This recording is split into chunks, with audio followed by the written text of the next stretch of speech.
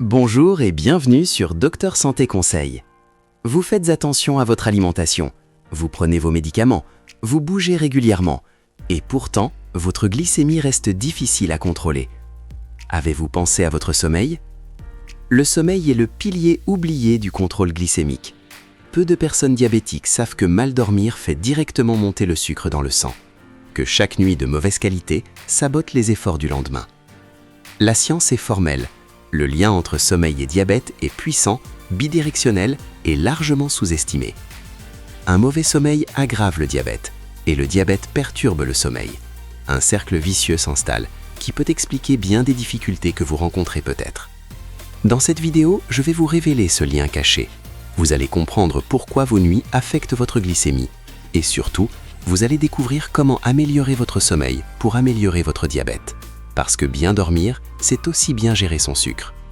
Commençons par comprendre ce qui se passe dans votre corps quand vous dormez mal. Le manque de sommeil déclenche une réaction de stress. Votre corps produit davantage de cortisol, l'hormone du stress. Or, le cortisol fait monter la glycémie. Il pousse le foie à libérer du glucose dans le sang. Une seule nuit de mauvais sommeil suffit à augmenter la résistance à l'insuline de 20 à 30%. Vos cellules répondent moins bien à l'insuline, le glucose reste dans le sang. Le manque de sommeil perturbe aussi les hormones de la faim. La gréline, qui stimule l'appétit, augmente, la leptine, qui donne la satiété, diminue. Résultat, vous avez plus faim, surtout d'aliments sucrés et gras. Les études épidémiologiques confirment ces mécanismes. Les personnes qui dorment moins de 6 heures par nuit ont un risque significativement plus élevé de développer un diabète de type 2. Et chez les diabétiques, le manque de sommeil est associé à une HbA1c plus élevée. Ce n'est pas qu'une question de quantité, la qualité compte aussi. Un sommeil fragmenté, même de durée suffisante, a les mêmes effets négatifs. Votre lit est un lieu de soins pour votre diabète, ne le négligez pas. Il existe un trouble du sommeil particulièrement lié au diabète, le syndrome d'apnée obstructive du sommeil. L'apnée du sommeil, c'est quand les voies respiratoires se ferment partiellement ou totalement pendant le sommeil. La respiration s'arrête pendant quelques secondes à 1 minute. Le cerveau réagit en provoquant un micro-réveil pour reprendre la respiration. Ces micro-réveils se répètent des dizaines, parfois des centaines de fois par nuit. Vous ne vous en souvenez pas le matin, mais votre sommeil a été profondément perturbé. La prévalence de l'apnée du sommeil chez les diabétiques de type 2 est très élevée. Certaines études suggèrent que plus de la moitié des diabétiques de type 2 sont concernés. Le lien fonctionne dans les deux sens. L'apnée du sommeil aggrave la résistance à l'insuline à cause du stress répété et du manque d'oxygène nocturne. Et le diabète, souvent associé au surpoids, favorise l'apnée en augmentant les dépôts de graisse autour des voies respiratoires.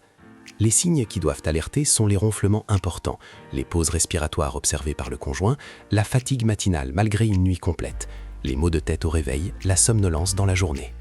Si vous vous reconnaissez, parlez-en à votre médecin. Un dépistage par enregistrement du sommeil peut confirmer le diagnostic. Et le traitement, généralement par appareil de pression positive continue, peut transformer votre vie et améliorer votre diabète. Au-delà de l'apnée, le diabète lui-même peut perturber le sommeil de plusieurs façons. Les levées nocturnes pour uriner sont fréquents quand la glycémie est élevée. L'hyperglycémie provoque une production excessive d'urine.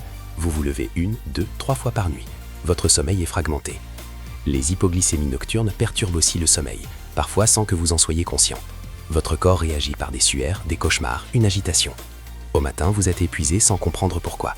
Si vous utilisez de l'insuline ou des sulfamides, ces hypoglycémies nocturnes peuvent passer inaperçues. Les douleurs de la neuropathie diabétique sont souvent pires la nuit. Picotements, brûlures, sensations désagréables dans les pieds empêchent de trouver le sommeil ou réveil en pleine nuit. Le syndrome des jambes sans repos est plus fréquent chez les diabétiques. C'est une envie irrépressible de bouger les jambes, accompagnée de sensations inconfortables qui survient au repos et perturbe l'endormissement.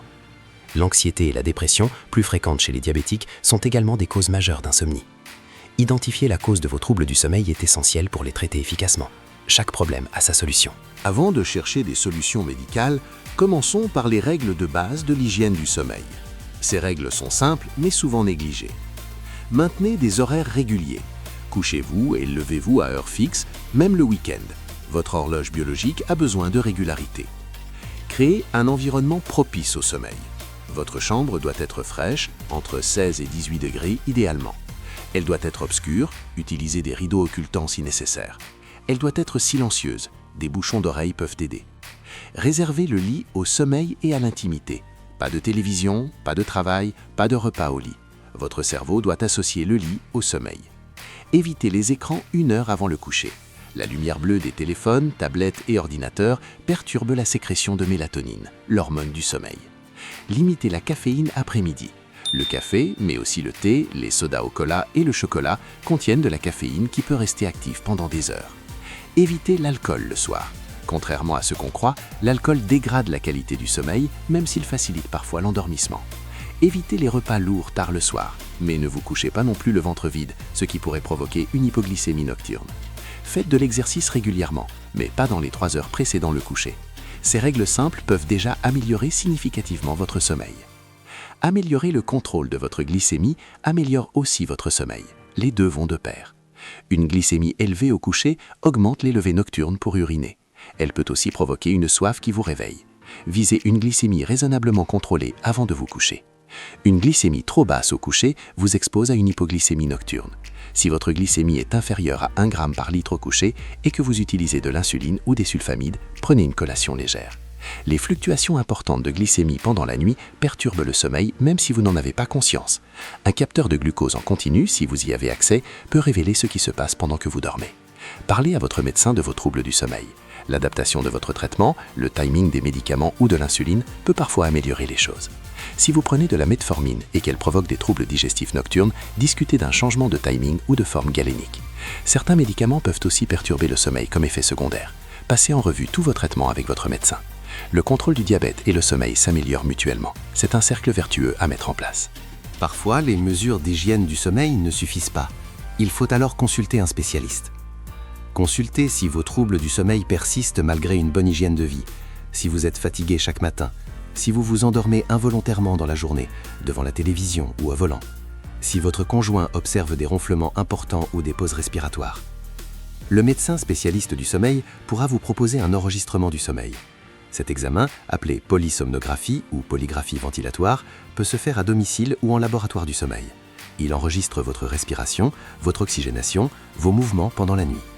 Si une apnée du sommeil est diagnostiquée, le traitement de référence est l'appareil de pression positive continue, appelé CPAP ou PPC. Un masque relié à une machine délivre un flux d'air qui maintient les voies respiratoires ouvertes. Ce traitement peut sembler contraignant au début, mais les bénéfices sont considérables. Meilleur sommeil, moins de fatigue et souvent amélioration du contrôle glycémique. D'autres troubles du sommeil peuvent nécessiter des traitements spécifiques. L'insomnie chronique peut bénéficier de thérapies cognitivo-comportementales très efficaces. Le syndrome des jambes sans repos peut nécessiter des médicaments. N'acceptez pas de mal dormir comme une fatalité. Des solutions existent. Sommeil, poids et diabète forment un triangle interconnecté. Le manque de sommeil favorise la prise de poids. Nous l'avons vu, les hormones de la faim sont perturbées. Vous mangez plus et plutôt des aliments riches en calories. De plus, la fatigue réduit la motivation pour l'activité physique. Le surpoids aggrave les troubles du sommeil. Il favorise l'apnée du sommeil, il peut provoquer des reflux gastriques nocturnes. Il aggrave les douleurs articulaires qui perturbent le sommeil. Et le surpoids aggrave le diabète, qui lui-même perturbe le sommeil. Le cercle est complet. La bonne nouvelle est qu'en agissant sur un élément, vous pouvez améliorer les autres. Perdre du poids peut réduire l'apnée du sommeil, améliorer le sommeil et améliorer le diabète. Améliorer le sommeil peut faciliter la perte de poids en normalisant les hormones de la faim et en donnant l'énergie nécessaire pour bouger. Améliorer le diabète peut améliorer le sommeil en réduisant les levées nocturnes et les hypoglycémies. Identifiez le point d'entrée le plus accessible pour vous et commencez par là. Les bénéfices se propageront aux autres domaines. Voici des conseils que vous pouvez appliquer dès ce soir. Créez une routine du coucher. 1 heure avant de vous coucher, commencez à ralentir. Tamisez les lumières, arrêtez les écrans. Faites une activité calme. Lecture, musique douce, bain tiède. Préparez votre environnement. Vérifiez la température de votre chambre. Assurez-vous que la pièce sera suffisamment sombre. Rangez les appareils électroniques hors de portée. Vérifiez votre glycémie. Si elle est trop basse, prenez une petite collation. Si elle est très élevée et que vous pouvez agir, faites-le. Pratiquez une technique de relaxation. La respiration profonde, la relaxation musculaire progressive ou une courte méditation peuvent faciliter l'endormissement. Gardez du sucre rapide sur votre table de nuit. Si vous vous réveillez avec des symptômes d'hypoglycémie, vous pourrez vous resucrer rapidement. Si vous ne vous endormez pas après 20 minutes, levez-vous. Faites une activité calme dans une autre pièce. Retournez vous coucher quand le sommeil revient. Rester au lit éveillé et frustré est contre-productif. Notez dans un carnet vos heures de coucher, de réveil, la qualité ressentie de votre sommeil et votre glycémie. Cela vous aidera à identifier des patterns et en discuter avec votre médecin. Nous arrivons à la fin de cette vidéo sur le sommeil et le diabète.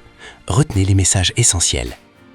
Le sommeil est un pilier du contrôle glycémique, aussi important que l'alimentation et l'activité physique. Ne le négligez pas. Le manque de sommeil augmente la résistance à l'insuline, perturbe les hormones de la faim et sabote vos efforts. L'apnée du sommeil est très fréquente chez les diabétiques et largement sous-diagnostiquée. Parlez-en à votre médecin si vous ronflez ou êtes fatigué le matin. Le diabète lui-même peut perturber le sommeil par les levées nocturnes, les hypoglycémies, les douleurs neuropathiques. Une bonne hygiène de sommeil est la première étape. Horaire régulier, environnement adapté, évitez écran et caféine. Un bon contrôle glycémique améliore le sommeil et un bon sommeil améliore le contrôle glycémique. Cercle vertueux. Sur Docteur Santé Conseil, nous abordons tous les aspects de votre santé avec le diabète. Partagez cette vidéo avec quelqu'un qui dort mal. Abonnez-vous pour ne rien manquer. Dormez bien et à très bientôt.